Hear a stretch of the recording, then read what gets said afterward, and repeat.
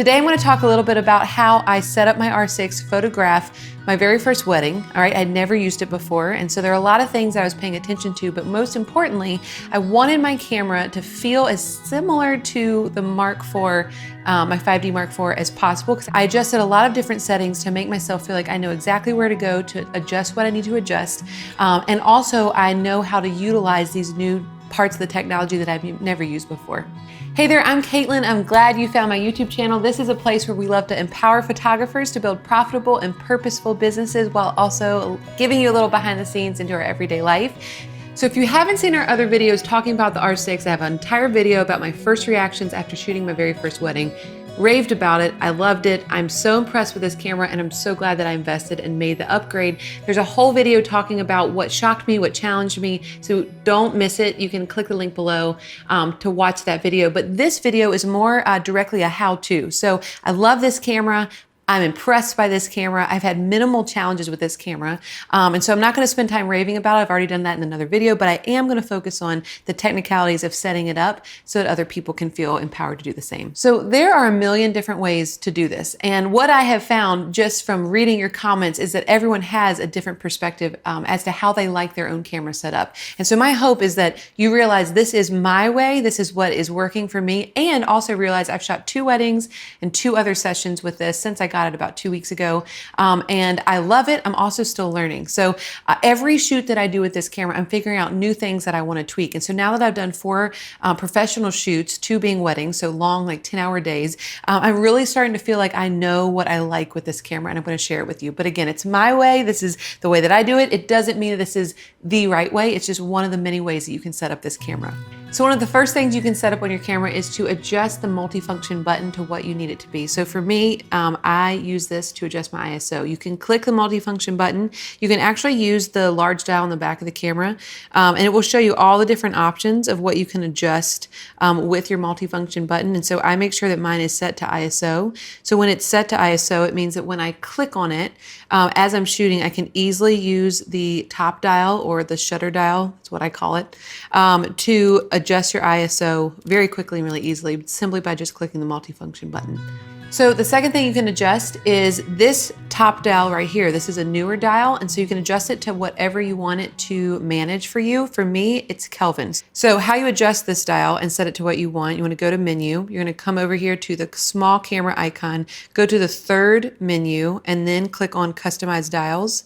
So when you go to Customize Dials, you're gonna come all the way down to this 2nd one, and if you tap on it, you can see all the different options of what you can set that dial to adjust. So I love using it for Kelvin because it allows me to quickly and easily adjust my white balance, my custom white balance, as I'm shooting with my thumb, and I love that. So this dial was not on my Mark IV, and so it's a little bit different. The Mark IV had its own white balance button, and so I've gotten used to this. I like it. I've gotten used to it. I'm glad that I'm using this dial for that purpose, but for you, you could use it for any purpose. If you don't shoot Kelvin, as you could see on the back of the screen, there's so many options to what you can set this dial to adjust. So another setting that you can adjust is the control ring on the adapter. And so this is something that's hard for me because I am not used to having this as an option. I hope that I will come to learn to use it and remember that it's a really great fast way to adjust something. Right now mine is set to Kelvin, but you can set it to many other options. So this is kind of trial and error for you. You want to figure out what is best for me and what's going to work well and what am I actually going to use. So I have not actually used this because when I'm shooting and I'm fast paced, like working at a wedding, I honestly don't remember like, oh, I can adjust something with this ring on my adapter. But if you want to adjust something on there, which I do recommend because I do think it's going to be a great useful tool once I get the hang of it, you can go to menu and you're actually going to go right back to that 3rd menu under the small camera icon and go right back to Customize Dials. And this last setting down here, the list of 4 different settings, this last adjustment is for the control ring. And so if you click that, you'll see that there's a lot of different options. So you can adjust anything from shutter to aperture, white balance, autofocus settings. So there's a lot of options there. So for me, it's just set for Kelvin. So one thing that I really like about the way this is set up right now is that any type of setting change that I need to make, whether it's ISO, Kelvin, shutter, or aperture, I can do all of that with my right hand. I don't need my left hand to do anything. And so learning to use my left hand to make one of those adjustments would come when I start to use the control ring on the adapter. And so I look forward to being able to use it in the future, but for right now, I'm thrilled to have really great fast options right right at the fingertips of my right hand. So another adjustment that you can change is the orientation linked AF point. So basically it's a setting that allows you, whether you're shooting horizontal or vertical, it remembers where your last AF point was positioned. So if you're shooting horizontally and then you switch to vertically, your AF point is automatically going to jump to the top of the screen, which if you're shooting portraits, that's normally where your couple's head would be, or your subject, whether you're shooting couples or not. And so it's going to save you time and it's going to make your focusing a lot easier. This is not something that is unique to the R6, but it's something that I need more with this camera body because of the way that I'm focusing, the way I have my focusing system set up. And so I need this adjustment in order to save time. And it's really been a vital part of the way that I've started shooting with this new camera. So I'm going to show you what it looks like to adjust that. So if you go to menu, you're going to come all the way over here to autofocus and then go to menu 4. And it's the very last one. So you can click that. I have it set here to separate AF points, the second option here. And so it allows me when I'm shooting, and I literally just shot an engagement session a few days ago. And so as I'm shooting horizontally, and I shoot pretty quickly, if you are a member of KJ All Access, which is a membership program where people get to watch me shoot, you literally see me shoot quickly. And so as soon as I turn vertically, it's so nice to have my AF point just automatically jump to the top where I need it to be. So now let's talk a little bit about focus settings. So this is where I spent the majority of my time as I was preparing to shoot a wedding with this camera. This is where I spent a lot of my energy trying to make sure I knew and understand what I wanted most. And this is where it gets really personal, I think, because I know that there are so many different things this camera can do. So there's like the facial tracking, there's so many different options for servo methods and modes.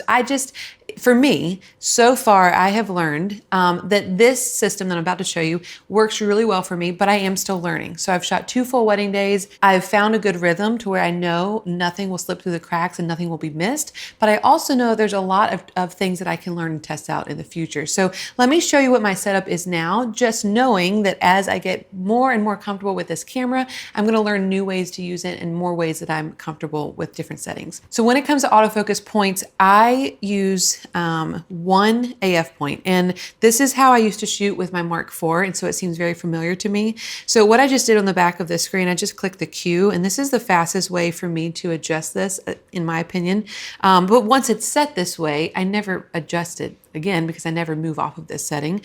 So you press the Q. So your camera's going to come and it's going to start with facial tracking. That's the first option. I scrolled over and I used 1 point AF, which allows me to have one focus point that I'm moving around the screen with a setup that I'm going to explain next. So let's talk about the focus setting that has changed my life, but has also been the hardest thing to get used to with this new camera. It's been challenging, but in the best way. I will say Ty gets a lot of credit for this because the night before I was about to photograph a wedding, I was trying to figure out what was best, and he told me about this setting and it was really awesome, and I used it, and it's honestly made me most comfortable with the camera. So the touch and drag feature, I've talked a lot about this, whether it's on Insta stories or a little bit in other YouTube videos. And I know there's some confusion as to how to set it up to actually make it work for you. And so I would say, without this feature, I don't know if I would love this camera quite as much. So let me show you how to set it up, and I'll explain what it's actually doing and how it functions. So if you go to menu and then you go to autofocus, in the first menu all the way at the bottom, you'll see touch and drag AF settings. You click that. So these are the different settings for the different options. So touch and drag AF is enabled. The positioning method is absolute. And then the active touch area for me, I have set to the top right. And you might have to scroll down to get to those other options because it's going to automatically put you just to the right. But the reason why I set it to top right is because I know that I enjoy shooting, and I prefer, right now at least, to shoot looking through the viewfinder. And so that means that my camera is up to my face. But when my camera is up to my face, I have a lot of reach with this thumb because I'm holding onto my camera. This thumb can reach almost all the way across to the other side of the screen. So when this is enabled and it's set, the active touch area is set to top right, then what that means is that when I hold my camera up to my face, and I can automatically, through the viewfinder, see my autofocus point. I take my thumb on the top right of the screen and I can move that point anywhere I want. It's quick, it's easy, it's efficient. I've only had one or two times where I felt like, oh my gosh, it's stuck and I can't get it to move. There's been a few times vertically where I've had to really get used to adjusting it from this angle. It just feels kind of weird. But other than that, I've really loved it. And this is probably the single most important adjustment I think that you need to make if you're trying to figure out how you want to use the focus settings with the R6. So if you don't fully understand what the touch and drag feature is, which I totally understand, I didn't even know it was an option until I really started digging in and Tyler told me about it. But the touch and drag feature is amazing, but it can be complicated if you don't have one of these cameras right in front of you and you can't see it for yourself. So let's think about the old way. So the old way, the old AF system with my Mark IV is that I would click a button to see my AF point show up, right? I'd click it and then I would move it. You can move it with your toggle, like kind of like the joystick on the back of your camera. You can move it all around and like tap it over to the side, go up. You can come over to the side. There were just limited places where, even though there were a lot of AF points with the Mark IV, you had limitations. And so it made sense just to either scroll with your big wheel and your smaller wheel, just to move it quickly that way. And I was so fast at that. But what's crazy about the R6 is that the whole screen is an AF point. You can focus anywhere and it will be tack sharp. And so using the method of clicking to see your AF point and then toggling over or scrolling over with the top dial or the back dial to go up and down and stay kind of in these linear methods, that's not needed anymore. It's almost outdated. And so touch and drag allows you to take that AF point and literally when this feature is turned on, I can put it up to my face and I can use this thumb to click the back of the screen. I'm looking through the viewfinder, but with my thumb, instead of toggling with wheels and the joystick, I'm just literally pressing on the screen, dragging my thumb wherever I want that AF point to go, and it follows perfectly. And so it's a more freeing, from a compositional standpoint, I feel like I can do anything. I can focus anywhere I want. And that freedom I've just never experienced before. And so without using this focus feature on the R6, I think I would miss out so much on its capabilities. So something else that I just wanted to point out, which I hadn't even thought about until Tyler asked me about it, but is the whole concept of back button focusing. And while I used to go back and forth, I used to use both different methods for focusing with my Mark IV. I hadn't even realized this until now, but I've basically shot 2 weddings and 2 full engagement sessions with the R6, and I've never once back button focus, and I haven't missed it because I think the big shift of doing the touch and drag focusing it's kind of been all consuming, and I haven't missed back button. Also, I used to use back button to ensure everyone said it was just a little bit more reliable, getting tack sharp images. But everything is sharp with this camera. So I haven't needed it for that purpose. And so for me, when I'm shooting, I'm using this thumb, I'm shooting and I'm looking through my viewfinder. I'm moving my AF point all around. And so to get my AF point, I'm using this thumb so much to get it somewhere and then come over and use back button focusing and then click my shutter. It just seems like a longer process than it needs to be. So what I love doing is using this thumb. This thumb is dedicated to changing settings on the back and using the touch and drag feature. And I'm solely using my shutter focus. And I am focusing, halfway and then all the way. So I just really have never needed the back button focus with this camera. Maybe that's just a weird personal preference that I am enjoying. Maybe other people would see it differently, but for me, that's something that it's really funny that I just haven't even thought about that since I got this new camera. And I would attribute that to the fact that learning how to focus in this new way has really kind of blindsided me to that feature that I used to use on my Mark IV. So let me just walk you through what it would feel like to take a shot in a new place. Settings are not set, composition's not set. So I'm going to literally take a picture right now. So I'm taking a picture of the camera. It's underexposed, so I'm getting my settings straight now. I can see everything moving and adjusting. I'm moving my AF point with my thumb. All right, so I'm moving my AF point to focus. There's never any recomposing, no focus and recomposing. That's of the olden days now. I will never do that again. And so I am focusing halfway with my shutter all the way, and I'm taking the shot.